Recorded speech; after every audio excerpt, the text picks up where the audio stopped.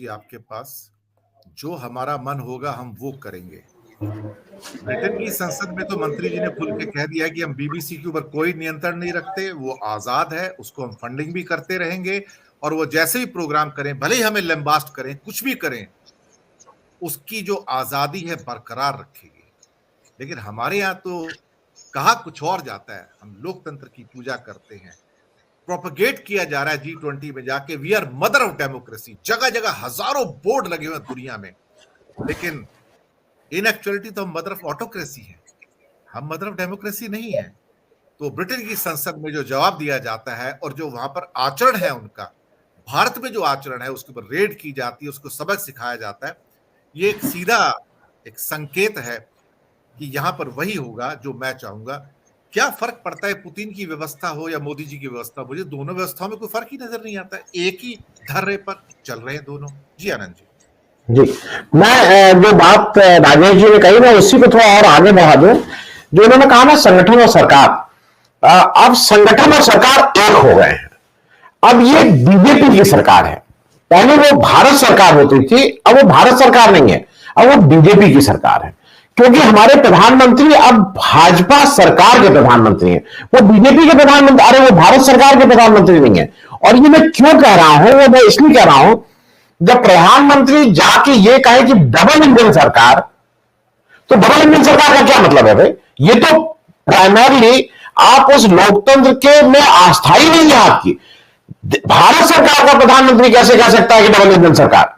उसके लिए तो सारे स्टेट एक होनी चाहिए, पहली चीज। दूसरी चीज ये बिल्कुल स्पष्ट है जो आप और डॉक्टर अनिल ने या राजेश जी ने कही, चीजें बिल्कुल क्लियर है। ये क्लियर ये है कि आप नागरिक थे।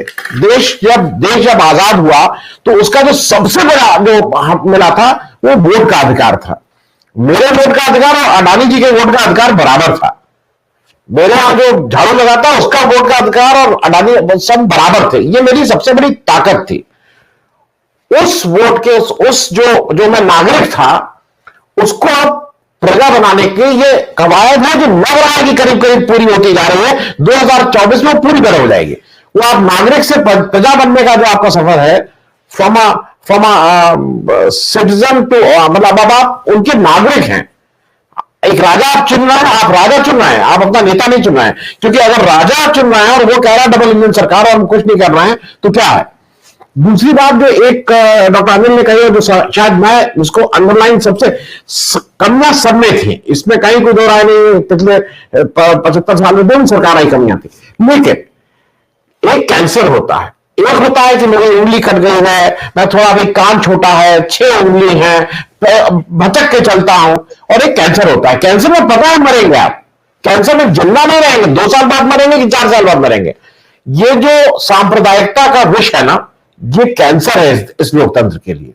बाकी ठीक है, उन्होंने चोरी की, उन्होंने लड़के को टिकट दे दिया, लड़की को टिकट दे दिया, ये सब डिफॉर्मिटी हो सकती है, ये सब इसकी दिक्कतें हो सकती है, लेकिन कैंसर नहीं है।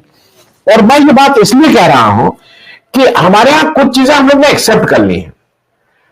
हम लोग बार बार ये कहते हैं कि गुजरात रायट्स, गुजरात दंगे थे कि गुजरात नरसंहार था। क्योंकि ये अगर स्पष्ट हो जाएगा तो चीजें ज्यादा स्पष्ट हो जाएंगी। क्या दो लोगों की तरफ से हो रहा था कि इधर दंगा, तो जो मैं समझता हूं उसकी जो डिक्शनरी मीनिंग है कि आप एक हिंदू, मैं दूसरा हिंदू, मैंने आपको मारा, या मान लीजिए आप कोई सी एक दूसरे धर्म के, मैं दूसरे धर्म का, मैंने एक दूसरे से गुप्ता हुए, आप ज्यादा आप मुझे पटक के मारने लगे, ये नरसंहार में, ये दंगा नहीं है, ये नरसंहार है। और इसमें स्टेट आपका साथ दे रही है, जिसको अंग्रेजी में जेनोसाइड कहते हैं, ये वो है। मैं ये बात इसलिए कह रहा हूं कि अब धीरे धीरे, जो डॉक्टर अनिल पहले कहते ना कि ये सेवक होते हैं, अरे अभी तक गवर्नमेंट सर्वेंट बोला जाता था। आप तो सरकारी नौकरी में रहे, you are called government servant. आप गवर्नमेंट प्रधान नहीं होते थे, नामी का डेजिग्नेशन था गवर्नमेंट सर्वेंट। मैं ये बात इसलिए कह रहा हूं कि धीरे धीरे आपके दिमाग से निकाली जा रही है। एक लास्ट बात कह के, समय की कमी हो, मैं लास्ट बात कह के खत्म करूंगा। एक नारा कहा जा रहा है, हिंदी हिंदू हिंदुस्तान। मैं हिंदू हूं, हिंदी मेरी मातृभाषा है और हिंदुस्तान में रहता हूं। इसमें कहीं मुझसे ज्यादा मतलब मुझे हर वक्त नहीं लगता है कि मुझसे ज्यादा हिंदू कौन है, क्योंकि मैं जितने रिचुअल से पूजा करता हूं उतना मेरी जानकारी में और लोग नहीं करते हैं। मैं हिंदी में ही अपनी बात करने की कोशिश करता हूं, अंग्रेजी जगहों पे भी। लेकिन आफ्टर सेइंग दैट, आप ये फेडरल देश है भाई, आप एक बड़े तबके को आप हिंदी जबरदस्ती क्यों कराएंगे? आप क्यों पढ़ाएंगे? आप भारतीय भाषाओं की बात क्यों नहीं करेंगे? आप उनकी भाषा क्यों नहीं सीखेंगे? आप तमिलनाडु के आदमी से कहेंगे कि हिंदी में बात करो, आप जाके कन्नड़ क्यों नहीं सीखेंगे? आप एक ही भाषा तो सीखिए। मैं सारे अंग्रेजी भाषा, मैं इसलिए मैं उस दिन बिल्कुल I am qualified to say anything on this कि हिंदी को आनी चाहिए जिस दिन मैं एक कन्नड़, एक दक्षिण की कोई भाषा को मैं सीख लूं। मैं ये बेईमानी का काम नहीं कर सकता हूं। तो कहना यह है कि ये जो अभी लोग आए हुए हैं, ये लोग एक ऐसी विचारधारा से ड्रिवन है, वो विचारधारा देश को किस गर्त में ले जाएगी। और जैसा डॉक्टर अनिल ने कहा कि दुनिया का कोई भी देश में इतिहास गवाह है कि वो रिलीजन की बेसिस पे नहीं लोकतांत्रिक हो पाया है, नहीं फल फूल पाया है। वहां पे या तो एक शासक वर्ग रहा है या एक शासित वर्ग रहा है। ये डेमोक्रेसी में ये चीजें नहीं चल सकती।